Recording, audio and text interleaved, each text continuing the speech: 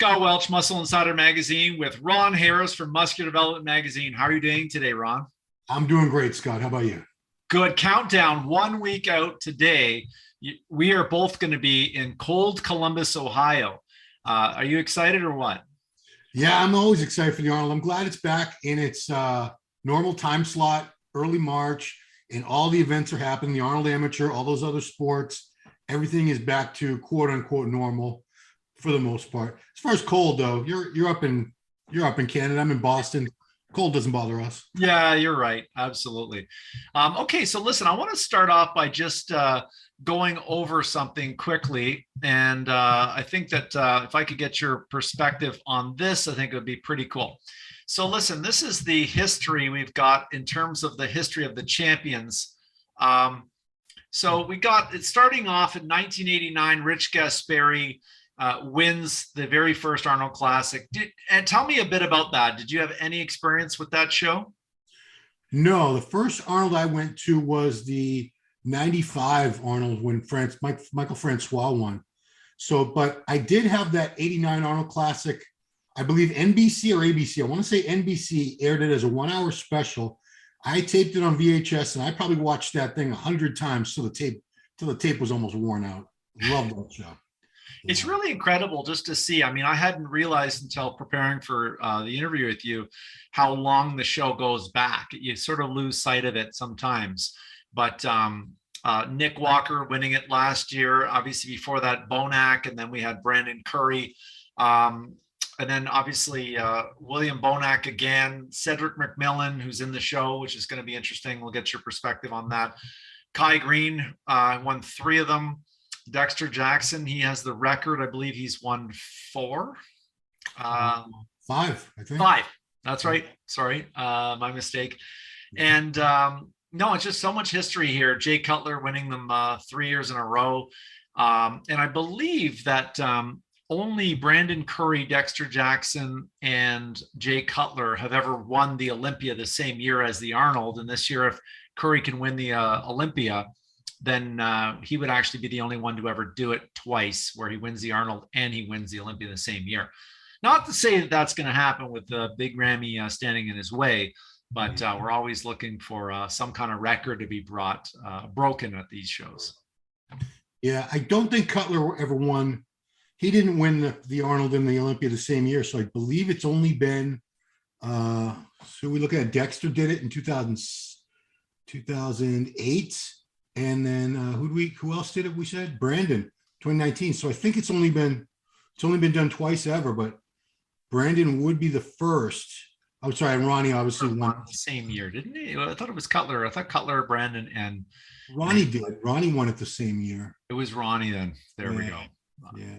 Yeah. Cutler took a break from the Olympia for 3 years to just keep winning the Arnold. No, actually, he didn't take a break. He only skipped one Olympia, but. Yeah, look at the names on this list. It's a who's who. It's almost, all these men were either Mr. Olympia or they were as high as second or third at the worst.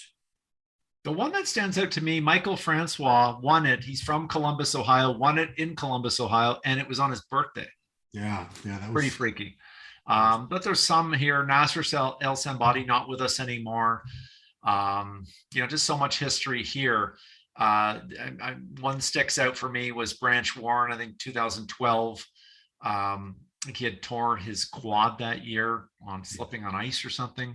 Yep. There's so many storylines here. It's just incredible. Victor Martinez, obviously 2007. Everyone had huge hopes for him in winning the Olympia, but had a string of bad luck, breaking his arm in an arm wrestling, getting thrown in jail, like so many immigration problems, like really a shame. Mike Ashley winning it in 1990, which was a drug tested contest, defeating Sean Ray by disqualification. Yeah, and the interesting thing about that is we didn't know about that till after the show. So at the event, Sean Ray had his hand raised, got the trophy, got the check, but it wasn't until days later when the test results came back that they contacted Sean and said, you have to return the money, you have to return the trophy, you're disqualified. Mike Ashley's now the champ. So, this was pre-internet age. So we didn't even know about this for a while. I think we didn't know as fans until the next issues of the magazines came out, most of us.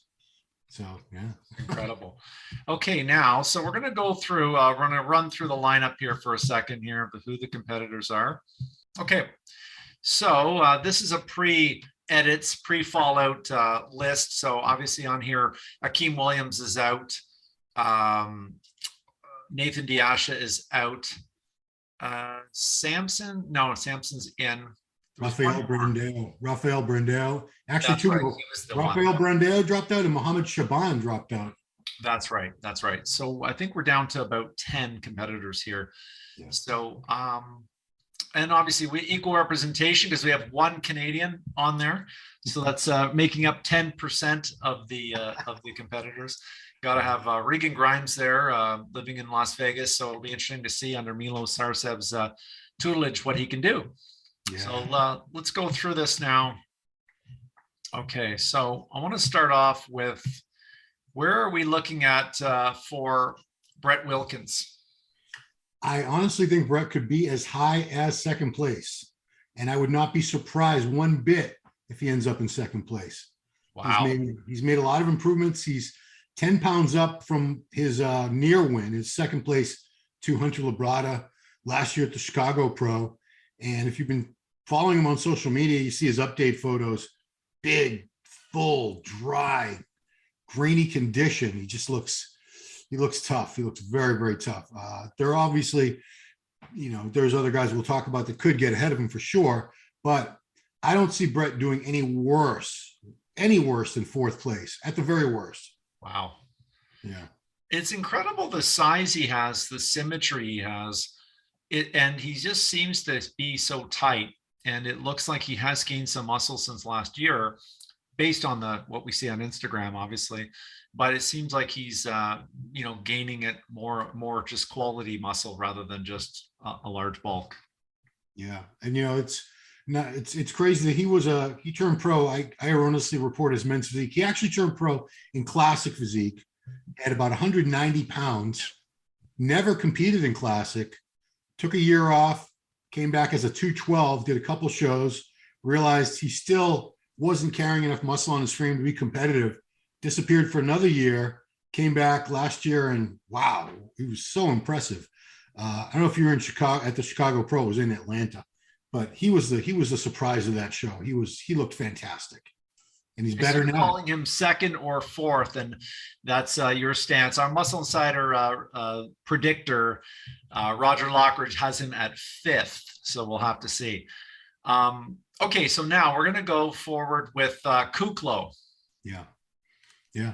Kuklo, big guy, huge frame, a lot of muscle, gets in a great condition. He could also be as high as second. It all depends on who. The only place that in my mind we'll get to is locked in right now is first place. There could be a lot of different shufflings as we go down the line, especially the second to fifth, depending on how well these guys peak. But Kuklo, he's very, very consistent. He looked great last year at those two shows that he did, the Texas Pro and the Arnold. Olympia. No, Arnold, you're right, 100%. Sorry, my brain, I had, because they took place at around the same time. It's in my head is too close. But you're right, it was the Arnold. He was third. Yeah, he barely missed qualifying for the Olympia. I felt terribly because this is a guy that should be in every Arnold and every Olympia, as far as I'm concerned. Yeah, he's a veteran of the game. Not missing any body parts. Condition has been very consistent for a few years now. So Kuklo, top 5 guy for sure. Depending on who shows up, peaked or spills over, whatnot, he could go up as high as second. Stranger things have happened. I think Kuklo's at that critical part where he needs to make a huge move now. He needs to make a win. He's been a B-level pro, obviously huge, but he's never been in that A-tier sort of standing with the Bonacs and the Currys. And I think that now with age going against him, he has to win. He has to place high in a show like this. Going through a divorce as well recently, that's going to obviously take a huge toll on him. with a lot of stress and drama and everything else that we've seen sort of around that. So I definitely think that, I mean, if the progress updates we've seen on Instagram are any indicator, it looks like he's in shape. But, I think he's going to have to watch these younger guys, Brett and some of the other guys that we're seeing now on the scene, that they're going to obviously push these guys out unless they go all out this year. So. And, Scott, I don't think it's always the case that these newer guys are necessarily better than the guys who've been around for a very long time, like Kuklo. I don't think this is a conscious decision on the judge's part, but they've seen this guy a million times. Mm-hmm. It's not that exciting. He's not really improving at this stage. He's made all the improvements that he needed to make. He's reached basically his final form. And, they've seen this a few times. So they see a new guy like a Wilkin come along, or Samson's a newer guy, Regan with his new improvements. It can be more of a wow factor. So the judges just pay more attention. So they might place accordingly, because these things are so close, as you know. It comes down to splitting hairs at times. Chris Aceto often talks about a younger, fresher muscle, a tighter skin. Palumbo talks about that the younger guys seem to have. Yeah. But it seems like the more muscle these guys are adding later in their careers, as they continue to go and go and go, the waist gets a bit thicker. And I just think that the body eventually taps out. I mean, there's only so much muscle you can add to a frame. But Kuklo, last year I was really rooting for him in Texas. Obviously, in Valier ended up beating him, which was very deserving, but a heck of an accomplishment in a hometown crowd with Kuklo having 100 people in the audience and everybody else. But a fair decision all the same. But I really thought that we would see Kuklo second last year, especially in the prejudging, when it looked like he was second when they were comparing him to Nick Walker. Yeah. But so it's good. So we've got him fourth. Where are you placing him? That's probably about where he could theoretically end up. I don't see that as being an outrageous prediction. I could see him, if he really pulls it together, comes in crazy dry, full, I could see him jumping all the way up to second, third, but fourth to fifth, I don't think he's going to do worse than that. And he's very consistent with his condition. He's not going to show up spilled over or flat or anything like that. He's figured out his body at age, I think he's 37 now, I want to say 36 or 37. Okay. So he knows what he's doing. Okay, now our guy Regan Grimes, we're going bold on a third place prediction. I have just followed his career since he was in the amateur ranks, and just seen so many improvements. And what I've always liked about him is, at age 21, I mean, he had his own watch company. He's just been so entrepreneurial and understanding that he has to make a living that is sort of giving him passive income, be able to market himself well in order to be able to get the income you need to be a top level pro. I mean, it costs a lot for the supplements these guys are on. It costs a lot for the food that they have to eat, the coaching that they have to get, the just everything with upkeeping, massage, and everything else that's there. And I think that Regan has got a great system in place of getting passive income with a lot of sponsorships here. And he has this marketable look. And I feel that over the years where he tried, I believe it was the men's classic he did in New York Pro. I think he did Classic Physique 2018. Yeah, I mean, he did the Kuwait trip. I'm sure he learned a lot there. He trained with Dorian Hamilton, learned a lot there. And then now with Milos and, moving himself all the way to Vegas, leaving everything behind in Canada, I really think that being in that environment of that culture and seeing the posing practice that he's been doing with Flex Lewis and Iris Kyle and Jay Cutler and people like that, obviously with Milos, it's just been amazing to see the improvements that he's been making to his presentation. And then with Milos, as you know, he's always about more and more and more contests, doing more and more contests and getting that conditioning and stage confidence and presence and things. And it's just amazing to see, just after the Olympia, Grimes placed near the back of the pack, if not 14th or 15th. And to see the next string of shows under Milos's tutelage, I just saw continuous better display of that physique, ability to pull the scapula out better when he's doing lat spreads and front double biceps. Just incredible improvements. So we're going bold on this, obviously, to represent Canada. He has gained a lot of muscle mass since being trained by Milos. You can see his arms improving, not in this picture. This picture was taken before that. But recent updates, if you see, he's improving the arms, which has always been lacking for him a little bit. Big arms, just not as big as the shoulders that he's got.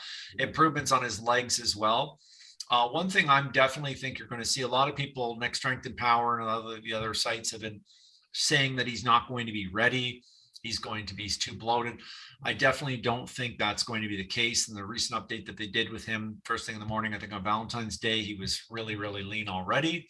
But I don't think you're going to see him not in shape come time at the Olympia. So there's my mouthful on Regan Grimes. How about yourself? What do you have him in second? We got him third. Okay. Have we got to your second yet? We'll go there. My Okay. our second is going to be Bonac. Okay, that's fair.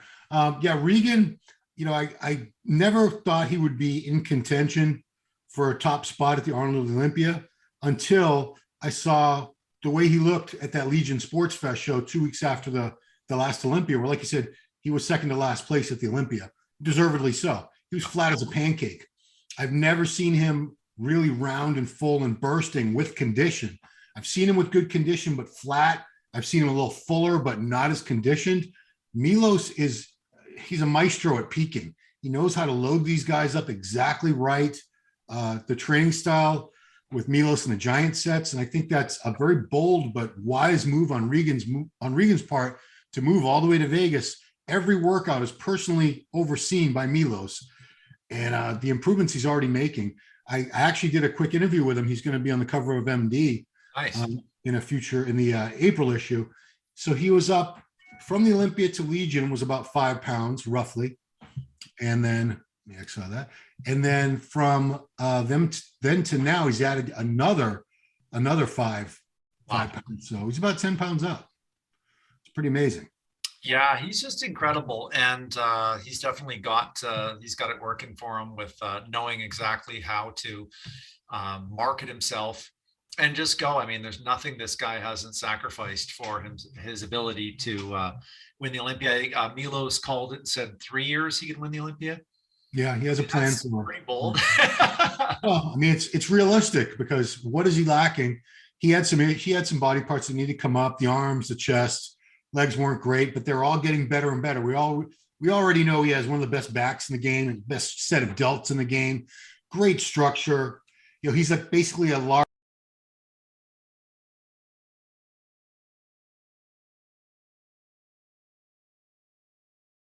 question for him at all. But yeah, you have him in third. I think that's well within his reach.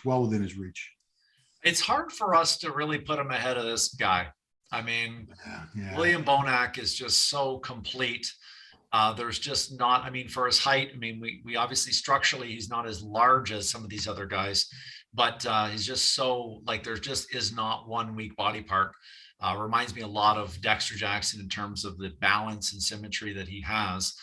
And is he always in shape? Yes. Is he always as best he's ever been? No, he's had a few times where he's been off, but I definitely think that he is going to be a tough person for a newer bodybuilder, younger bodybuilder to beat, just because he has so much muscle maturity, density, balance, like all the tie-ins. I mean, there's just nowhere else to add muscle to this guy. Yeah. He's on top of his game. He just needs to make sure he brings that fullness, because that's what we didn't see at the last Olympia. And that's why he got shuffled down to 6th place. He's usually really round and full, has that bursting look, along with the detail and everything that he's known for. And when he doesn't have that fullness, it can hurt him. So I sincerely hope we see a similar version of Bonac that almost beat Curry at the Arnold. Was it 2-3 years ago now?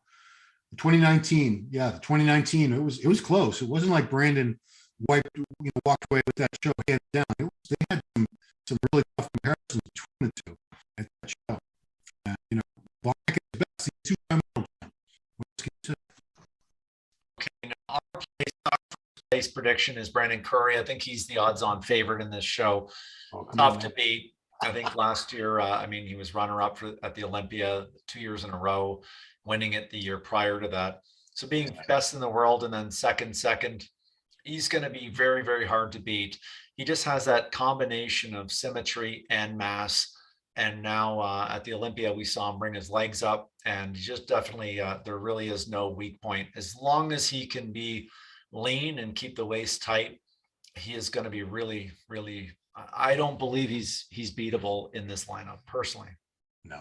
I mean, so much so that we put him on the cover of MD for our Arnold preview issue because I hate to say it's like a done deal. I don't want to. That's kind of disrespectful to the other men.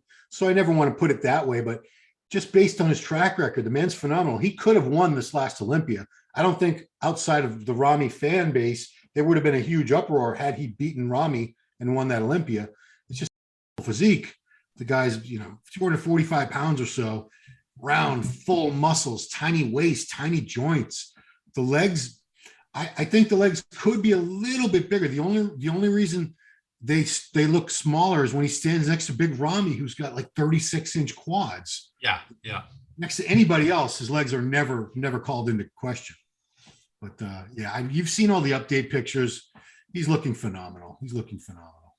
Okay, now Justin Rodriguez, I don't know much about this guy, but he just seems to be, continually getting on the radar more and more. Tell me what you know about Justin. Yeah, I've seen Justin compete many times over the past few years. He's getting better and better.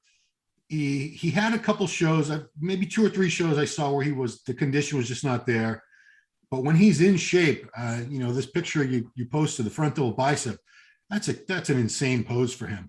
He's got these crazy arms, lat flare, shoulders out to here, look like melons. I would not be overly surprised if he ends up in the top 3. He could do as high as 3rd. I see him in the top 5. This is going to be a very, very competitive top 5.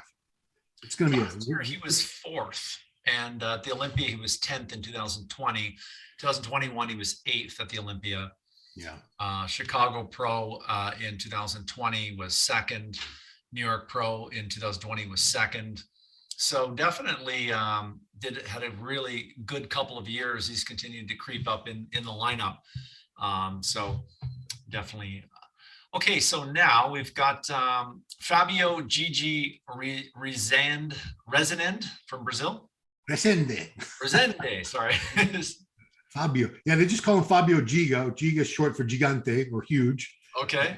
I actually got an interview with him a couple of weeks back, with the help of a translator, Miguel Chain in Brazil. Huge fan base. He is an Instagram phenomenon down there. Millions of followers, a lot of subscribers on his YouTube channel. As we know, Brazil has been coming up so strong these past couple of years in all the divisions. We're seeing so many great athletes come out of Brazil now. It's staggering. I do see he's going to have issues with lack of muscle separation. He's got a lot of size. It's just not the prettiest physique, and he doesn't have the detail and the separation that most of these guys we've been talking about have in abundance. Someone like a Bonac, you could see every muscle fiber on him when he's in shape. Yeah. Unless Fabio is going to be in much better condition, because I've only seen him once, and it was at the Arnold Amateur when he won that in 2020. I just happened to be there when they were doing the awards and saw him. I was impressed. He's a big guy, but this is a tough lineup. But we have a Mr. Olympia. We have 3 Arnold Classic champs out of just 10 guys. So he's going to have his work cut out for him. Okay, and the man, Cedric McMillan. I think this is going to be a really disappointing show for Cedric. I know he has a history at this show. He's won it before, but I just think he's at the tail end of his career. Last year, I think he didn't show up even for the night show because he was off. And I know there was a guest appearance, guest posing that he did a few weeks back where he looked like he was leaning down. He's getting close, but his legs look significantly down from what they were in the past. And I like Cedric. I think for entertainment value, he's phenomenal. He has a new sponsor with Black Skull I think it's in Mexico. So he has the support. He has the history, great stage presence, but I just don't think that he's going to be a front runner at this show. What are your thoughts? I've been hearing rumors. We're doing this on a Thursday before the Arnold. And I keep hearing rumors someone else is going to drop out. And if it's anybody, I think it's going to be Cedric, just because I can tell by the tone of some of his posts over the past few weeks. He doesn't seem very confident with the way his physique's coming together. I don't see the type of condition I'd want to see at that close to the Arnold Classic. And like you said, the one thing that really, really concerns me is his legs. I saw how downsized his legs were. And you got some guys on the stage with some phenomenal legs. You can't show up with legs that have probably 20% or more of the volume is gone now. Yeah. Here is the guest posing that he did recently. Mm-hmm. Yeah. And, I'm a huge Cedric fan. I love his physique. And I think he's funny. 2009, stupid me. It's okay. But I mean, look at such a classic shape to him. He's got the height, the structure. I just don't see, I agree with you. I think we're seeing the tail end of his career. I'd be actually surprised if he makes it to the show, just because, like I said, I don't think his heart is really in it anymore. He's had a lot of injuries. He had a heart issue where he was hospitalized and almost died back in the fall. I think this year will probably be the last time we'll see Cedric compete, if I was to guess. Okay, then we've got obviously Kuklo we've went over. Now, Samson Dauda from the United Kingdom. Dauda, yeah. Phenomenal shape, wicked V-taper, just incredible. Like, what the heck is that right there? Is that a vein? Yeah, that's a vein. It's incredible. That might be a tendon or is that tendon? Yeah, I've seen that on a lot of guys. It's a naturally occurring part of the human body. I couldn't tell you what it is. Maybe that is a vein. I don't know, but it's got a really, really aesthetic physique. And this guy is from the UK, and a lot of people are talking about him. What do you know about Samson? So he won, was it Romania or Prague? He won one of those shows a few months back. He's working with Milos Sarcev. They call him the Nigerian Lion. He's really improved over the past couple of years. I remember Giles Thomas, my guy over the UK, he's always the first one to tell me about the best new talent from Europe. He was talking about this guy years ago, but he's been getting better and better. I don't know where you have him. I think he's a top 5 guy, because he's been dialed in really, really well, diced for these last couple of shows. Beautiful shape. He's about 260 pounds on stage. Wow. He's going to be tough. Don't be surprised if he's in that first. I have him in the first call out. Genetically, he's just phenomenal. His structure is just incredible. In this picture, it really exemplifies that. Okay, and then we've got Max Charles. Yeah, Max is consistent. He's been in the show many times, been to the Olympia many times. I'm a little concerned with Max. I don't know who he's working with. He's tried to work with himself the past couple shows, because he was with Milos for a while, parted ways, decided to do it on his own. And I'm not saying he can't coach himself, but I thought he looked better when he was working with Milos and other coaches in the past. Some people really need, especially that last week, they really need some guidance as far as drying out, filling up. It's so tricky. People have no concept of how incredibly intricate and difficult that is. 2021, he was at the Arnolds. He was 8th last year. Yeah. And then the Olympia prior to that in 2020 at 13th. Max just got at that stage, he really, from a marketing perspective and a contest placement perspective, he just needs that extra push, or I don't think you're ever going to see him be in that the highest end of the B tier. He's always going to be the C tier, hopefully one day moving into Bs. But I don't know. I don't think he is going to be in the top 10. Well, there's only 10 guys, so everyone's in top 10. Sorry. Good catch. Yeah. Catch. Unless he comes in looking just phenomenal, I do see him toward the bottom of the pack for sure. And, I think he's got some great shots. His double bicep, his side chest is great. Legs, they're good. They just don't match. He's got these clavicles out to here. when you have shoulders and upper back that are that wide, you have to have really good quad sweep to balance it out.